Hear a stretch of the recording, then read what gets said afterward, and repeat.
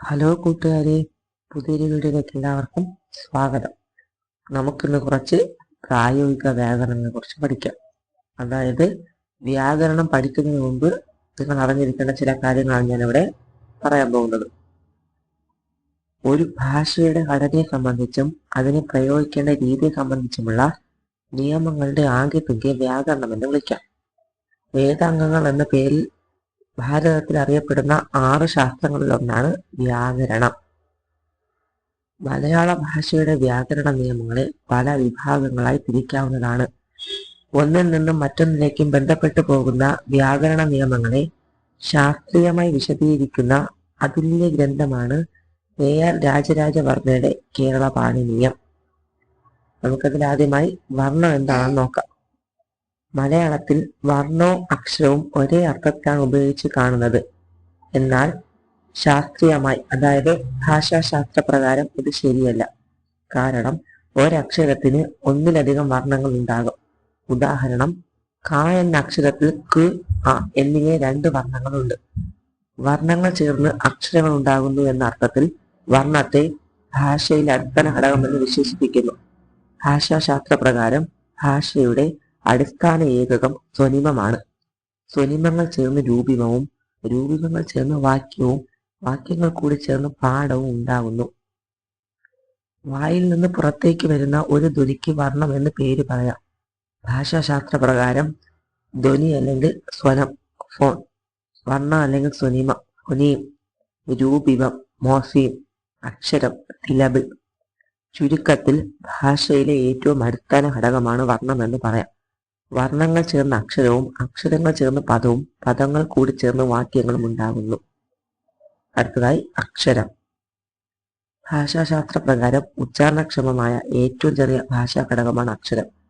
മറ്റൊരു തരത്തിൽ പറഞ്ഞാൽ സ്വരമോ, സ്വരം ചേർന്ന വ്യഞ്ജനമോ, പൂർണ്ണമായ ഉച്ചാരണമുള്ള വർണ്ണമോ, വർണ്ണങ്ങളുടെ കൂട്ടമോ ആണ് അക്ഷരം. അക്ഷരത്തെ 2ആയി തിരിക്കാം, സ്വരാക്ഷരങ്ങളെന്നും വ്യഞ്ജനാക്ഷരങ്ങളെന്നും.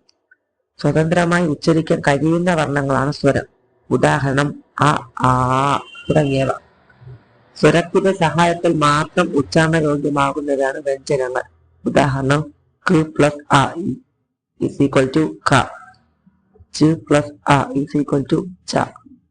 മലയാള അക്ഷരമാലയിൽ സ്വരങ്ങൾ, വ്യഞ്ജനങ്ങൾ എന്നിങ്ങനെ 2 വിഭാഗങ്ങളുണ്ട്. അതിൽ സ്വരങ്ങൾ എന്താണെന്ന് നോക്കാം. സ്വയം ഉച്ചാരണക്ഷമമായ അക്ഷരമാണ് സ്വരമെന്ന് നമ്മൾ പഠിച്ചു. ഉച്ചരിക്കാൻ ആവശ്യമായ സമയത്തെ ആസ്പദമാക്കി അക്ഷരങ്ങളെ ഹ്രസ്വമെന്നും ദീർഘമെന്നും 2ആയി തിരിക്കാം. ഹ്രസ്വത്തിന് ഉദാഹരണം ആ, ഇ, ഉ, ഇർ, എ, ഓ. ദീർഘത്തിന് ഉദാഹരണം ആ, ഈ, ഊ, എ, ഐ, ഓ, ഔ.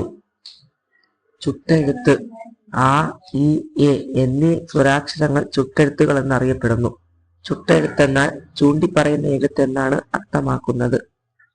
ആ അകലെയുള്ളതിനെയും ഈ അടുത്തുള്ളതിനെയും സൂചിപ്പിക്കുന്നു. എ ചോദ്യത്തെയാണ് അർത്ഥമാക്കുന്നത്. അടുത്ത് നമുക്ക് വ്യഞ്ജനാക്ഷരങ്ങൾ എന്താണെന്ന് നോക്കാം. സ്വരസഹായത്തോടു കൂടി ഉച്ചരിക്കപ്പെടുന്നവയാണ് വ്യഞ്ജനാക്ഷരങ്ങൾ. ഏതെങ്കിലും സ്വരം ചേരുമ്പോഴാണ് വ്യഞ്ജനം അക്ഷരങ്ങളാകുന്നത്. ഭാരതീയ ഭാഷയിൽ ആ എന്ന സ്വരം ചേർത്ത് വ്യഞ്ജനങ്ങളെ അക്ഷരങ്ങളാക്കുന്നു. ഉദാഹരണം മ പ്ലസ് ആ ഈസ് ഈക്വൽ ടു മ, ക പ്ലസ് ആ ഈസ് ഈക്വൽ ടു ക. ക മുതൽ മ വരെയുള്ള വ്യഞ്ജനങ്ങളെ വർഗാക്ഷരം എന്ന് പറയുന്നു. ഇവ ആദ്യ വ്യഞ്ജനത്തിന്റെ പേരിൽ അറിയപ്പെടുന്നു.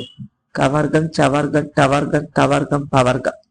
ഉച്ചാരണത്തിലുള്ള പ്രയത്നത്തെ ആസ്പദമാക്കി വ്യഞ്ജനങ്ങളെ ഹരം, അധികരം, മൃദു, ഘോഷം, അനുനാസികം എന്നിങ്ങനെ തരംതിരിക്കുന്നു. ഉച്ചാരണ സ്ഥാനത്തെ ആസ്പദമാക്കി വ്യഞ്ജനങ്ങളെ കണ്ഡ്യം, താലവ്യം, മൂർധന്യം, ദന്ത്യം, ഓഷ്ട്യം, കണ്ഠതാലവ്യം, കണ്ഠോഷ്ട്യം, വർസ്യം എന്നിങ്ങനെ വിഭജിക്കാം. ഇതിനെക്കുറിച്ച് എന്തെങ്കിലും ഡീറ്റെയിൽ ആയിട്ട് അറിയാൻ താല്പര്യമുള്ളവർ കമന്റ് ബോക്സിൽ കമന്റ് ചെയ്താൽ മതി. ഞാൻ മറ്റൊരു വീഡിയോ ചെയ്യുന്നതായിരിക്കും. അപ്പോൾ പുതിയൊരു വീഡിയോ കാണുന്നവരെ ബൈ.